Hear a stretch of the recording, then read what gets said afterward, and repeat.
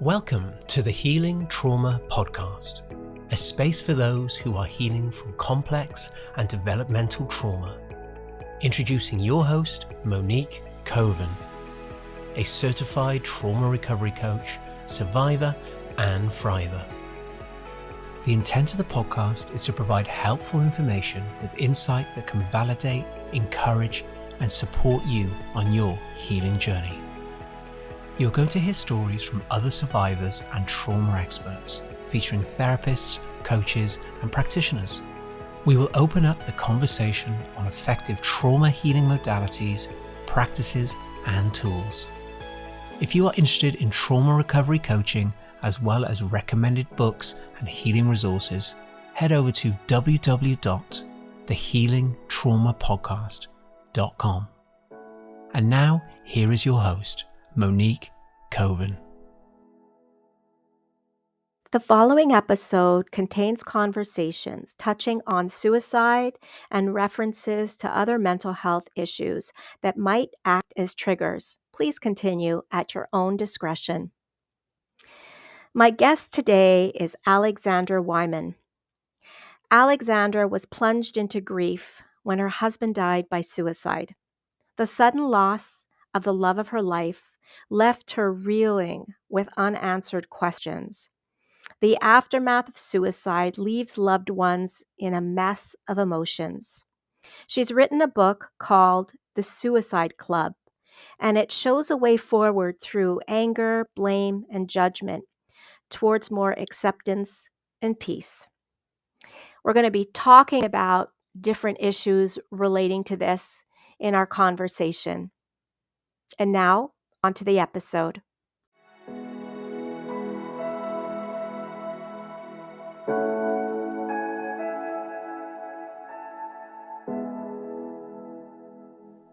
Hi, Alexandra. Welcome to the podcast. Hi, thank you so much for having me. It's such a pleasure to be here. Yes, this is a topic that when I think about it, I feel a little bit of a anxiety pit in my stomach. And I don't think that that's uncommon, because I think that what you have experienced and what we're going to be talking about is a lot of people's worst nightmare, worst nightmare. And so it's not an easy subject, but it's such an important one to talk about. So I so appreciate you being here and sharing your story with us. And so let me start by saying you wrote a book called The Suicide Club: What to Do When Someone You Love Chooses Death. And this is your story, your husband's story. And I guess I'll just start with, maybe you can share a little bit of your background and then why you felt like you wanted to write this book and share this book with the world. Absolutely. And again, thank you so much for having me on today. I'm really looking forward to our conversation. And you are right. This topic can create a lot of anxiety and nervousness on how to approach it. And I find that once we start talking or getting into it and seeing a different perspective than what is common, some of that anxiety tends to fall away. But my background, I moved around quite a bit as a child. I was technically born in California and then moved to Connecticut and then landed where I live now in Colorado. As I've talked about in the book, my dad is a Russian Orthodox priest, so we moved around for that. And I have two older siblings, so we all, after moving around, landed back here. And after college, I traveled quite a bit and decided when I came back to Colorado to get my master's in occupational therapy. So I do that and started working with children. And then in 2017 is when I met my husband, and we had just a whirlwind romance. I was a little older. I was in my 30s, so it wasn't like the, picturesque, you meet someone in your 20s right out of college kind of situation. But we just knew we had a soul connection. And so we were married in 2018, bought our house right after our wedding. And then we had our son in 2019. And then COVID kind of hit, right? As we all know, and got to experience that. And then in August of 2020, my husband died by suicide. And it was there was no prediction to it. I didn't see it coming.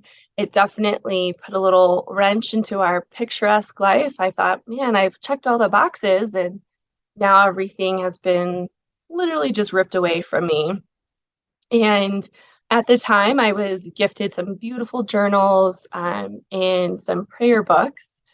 But starting the night that my husband died, there was a lot of anger and blame that came out. And I find that that's quite common with a death by suicide.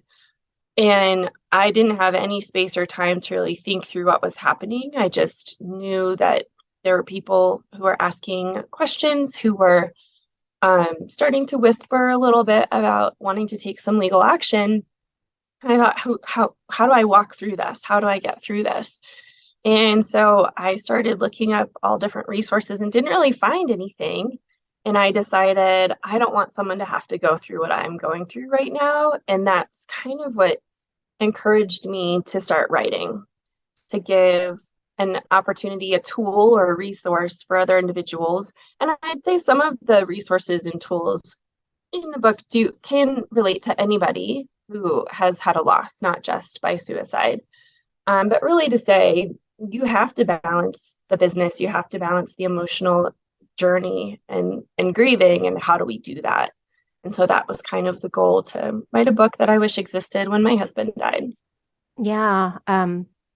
I think that because it's something that's so uncomfortable, we don't want to think about it. We probably don't have those kind of planning conversations, especially as young couples. You were not married very long. But I wanted to go back to what you said, because I was curious. You said something about anger. And I just wanted to know, was this your own internal anger, let's say at what just happened, at him? Or was it anger, people were angry at you? Or was it like both? Yeah, I think it was a combination. So my husband had been with friends the night before he died, and then he went missing for a few hours. And so for some reason, I just knew something was happening. And so I started contacting everyone, and then with the whole result of the situation ending in his death. And so initially from that first night, as I've mentioned, I would say there was a lot of blame and anger towards me initially, because people don't want to be necessarily angry at the person, right? There's anger for that person, like, why did you do this? Why couldn't I save you? Why didn't you pick up your phone? Why didn't I know this was coming? And then we can't really get those answers, right? That's a big part of suicide, is you don't get answers to the questions you have. And part of the process is being able to quiet those questions, and just, that's where I say some of the acceptance comes in, just being able to accept you're not going to. And by the time we will see our loved one and be reunited with them, we may not even want to know what, the answer to those questions. And so I think then a spouse is an easy target. Like, why didn't you know this was happening? Did you know this was happening? Did you do something that caused this? What part of your marriage played in this? And so I've heard of lots of situations where family members, that's kind of the initial reaction, is that anger, blame, and judgment. Who's responsible for this? Who tipped this person from being okay with living to not being okay with living? And in reality, I don't know that there is any one thing. I personally don't believe that when individuals get to a point of contemplating suicide, that it's just one situation. Sometimes I think media or television will kind of sensationalize it, that there's this one big tipping point. I think it's just a culmination of factors, and then it gets to be too much. The individual is in so much pain that it looks like this is the one way, like this is how they're going to fix their pain. This is how they're going to fix what's going on for them. Interesting that you say that, because that is something like I would have never thought of, but it makes so much sense that, they're looking at the whys and the who to blame. And I just can't imagine, because as soon as this happens and you get the news and then that starts happening, I'm just sensing that there's no time to even process anything. It's just all coming at you. In my particular situation, that is how it felt, that it was just one thing after another. I have known other situations that have not, where someone has died by suicide, where it hasn't been like that. So it's kind of hard, because it just depends on what is going on. But their reactions and the looking again for answers to those questions is very common. And then trying to wrap our heads, because it almost becomes like you've got, for me in my particular situation, here I am as the spouse, and I'm just trying to understand grief, but I was in shock. But then you have the shock of everyone around you, and everyone's shock is going to dissipate differently. Their grieving journeys are going to start at different times in different ways, and people grieve differently. And there's all these, it's very complex. But then it's almost like you're trying to gauge off of each other. Well, here I am where I am in my grief. Where are you in your grief? Why aren't you doing this? Why are, And so we're just looking for some normalcy or some security in our process, and it just gets complicated because it's just one thing after another. So I think it can definitely feel like that. There were moments where I just thought, oh my goodness, could I just catch a break of some sort? And I was grateful that I had support and family available to help me and to help with my son, so that I could try and compartmentalize and start to work through everything, not only that I needed to do, but to work through everything that was going on as well. Yeah, I'm just listening to your story. And I mean, the listeners can't see, but as you're speaking, I'm taking breaths. And that's just listening to your story. But, here you are, a young mom, and you have a son. So how old was your son at the time? He was just over 1. Mm-hmm. Yeah. So that was also a very complicated matter, because I didn't know the first thing about single motherhood and what to do or how to manage. But yeah, it's been very interesting. I mean, I keep his dad alive for him, and he knows about his dad. And if I ask him, even now, he's 3.5 now, and he'll say, well, daddy's in my heart. And I try, and there are people who have wonderful memories of his dad, and I'm so grateful to have that connection. But yes, he was just over 1 when this happened. And I can say that I was just starting to get my footing as being a new mom with a 1-year-old. I was just starting to get that balance back, and then this happened. Wow. So there's so many different questions. I can ask you about, strategies, which maybe we will get to, because I think they can be helpful for other people. I think what also could be helpful now, looking back, obviously not asking you at the time, but maybe you could share with us, do you think that there are anything or any identifying signs now that you look back? Because I think you said this came as a surprise. Mm-hmm. Yeah. So I would say in my particular situation, there were things I knew about the struggles my husband had, and I knew that we were trying to find strategies and ways to get him help to not feel so stressed. However, I don't think that there, at least in my particular situation, and I can say that I have met quite a few people through support groups and just in general with the work I've been doing since he died, I haven't met anyone who said for sure that they saw signs. And again, we can see that our people are hurting. We can see that they're struggling, but there's nothing definitive to say, and the end result is going to be that you're going to take your life. And so that's really hard, because we want that predictability. We want to create a sense of space or security that something like this that's so tragic won't happen to us. We want to know that the people we love aren't going to be in that kind of pain. And the reality is, I'm not sure that there is any way to predict that, because you can take 2 people who have very similar experiences, may be dealing with this similar pain, and they won't have the same outcome. And so it's hard to predict that. But yes, it was a shock to everybody. And my husband was considered, the charismatic. This is what I also say. Suicide doesn't discriminate. I think sometimes we like to think of someone who's highly depressed, can't function throughout their life, making threats about taking their life, or not finding the will to live. My husband was a very successful, like he had a successful career. He was very charismatic. He would light up a room when you came in. And that's just not, obviously, I'm going to say that he was my husband, but other people would say the same thing about him. And then to have this, I mean, often people are like, oh, sure, there might have been other people I would think this might happen to, but not Sean. I was like, well, I don't have an answer to that. But yes, as far as seeing any signs, I that's the scary part about it is there just aren't any. You do talk about in your book that you recognize also that childhood trauma was likely a contributing factor. Do you want to share a little bit about that? Sure. I think in general, we all have events that negatively impact us. But what I think is the big difference is how we learn how to cope with what life hands us.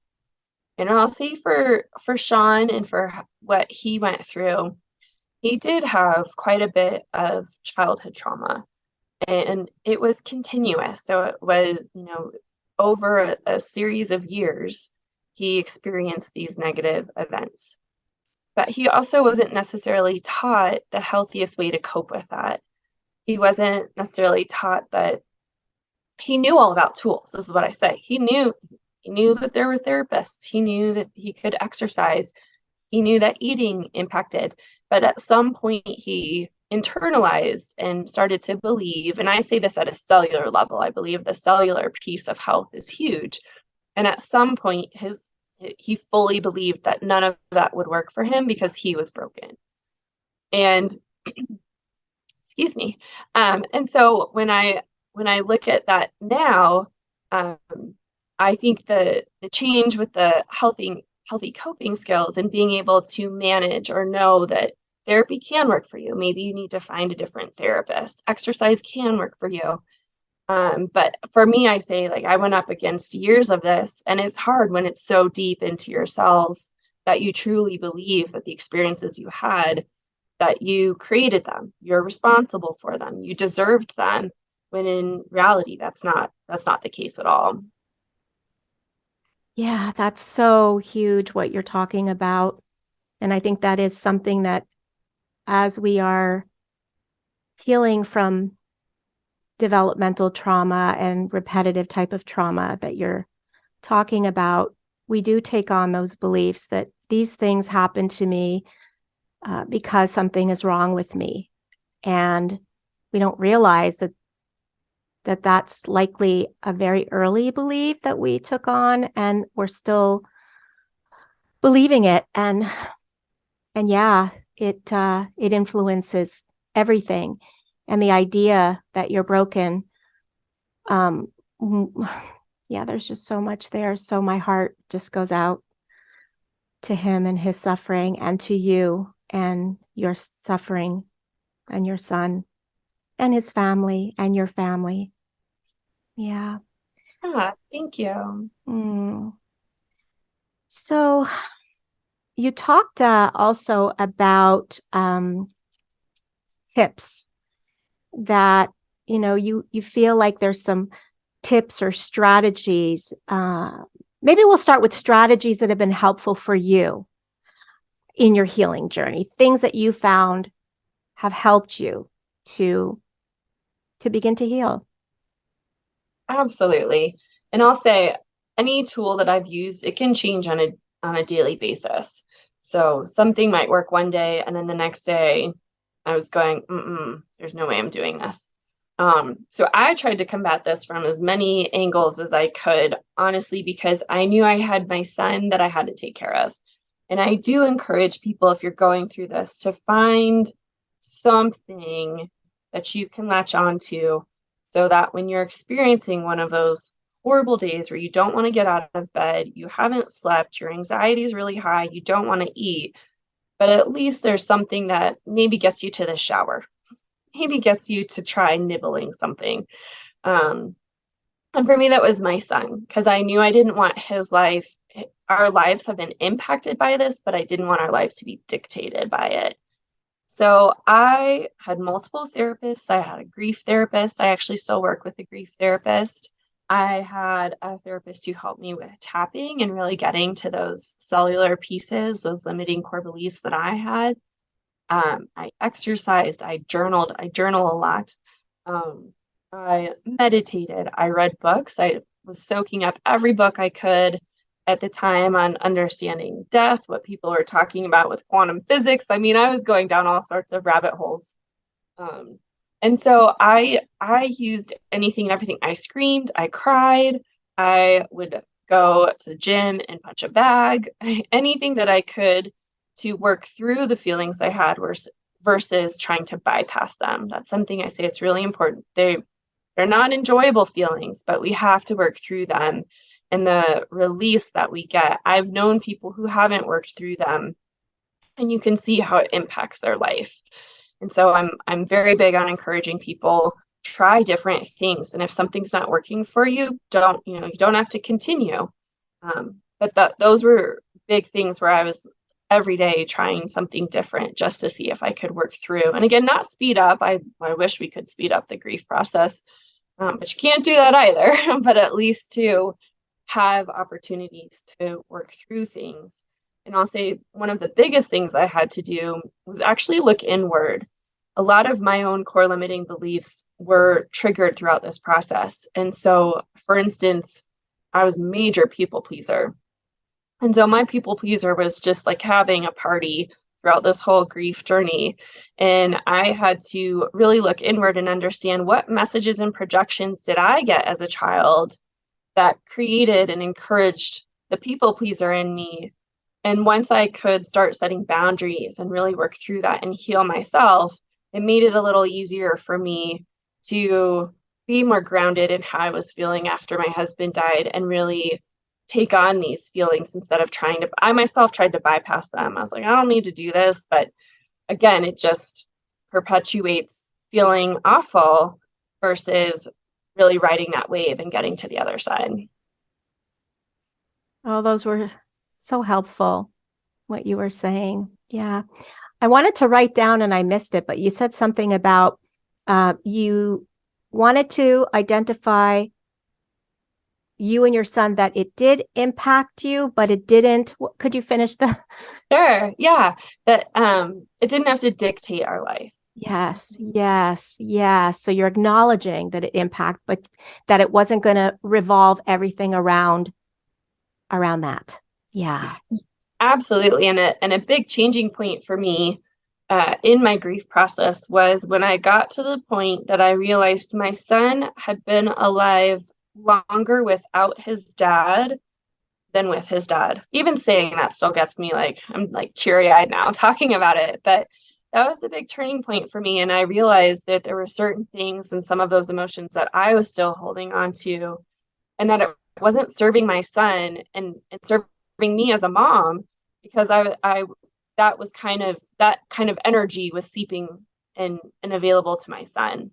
And I thought that's not fair to him, because he's not necessarily going to remember his dad. We have pictures up. He knows who his dad is. If he sees a picture, he knows. But he's not necessarily going to have memories. And I didn't want his life to just have this cloud of, oh, you're the kid whose dad died by suicide, versus you're a kid, your family looks different. You got mom and you, and your dad did die and he's still with you, but that it does, and you see it just a little different way in approaching. Does that make sense? It's kind of how to approach what our family looks like now versus just having it be kind of at the forefront constantly. Yeah, it does make sense. Wow. I'm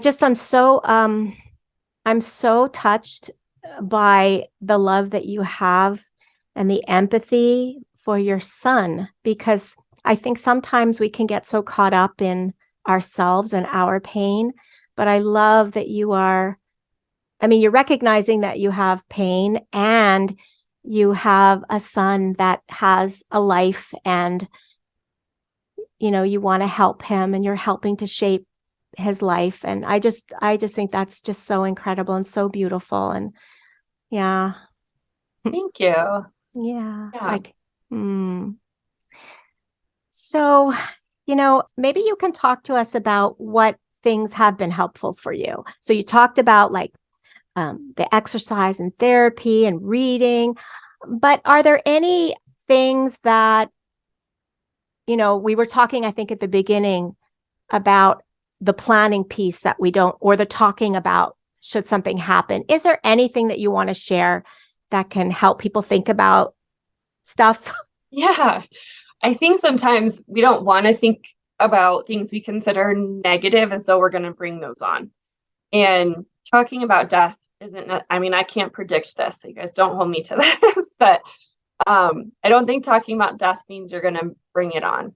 I like to encourage people to do certain things in planning or thinking about things when you feel good and healthy.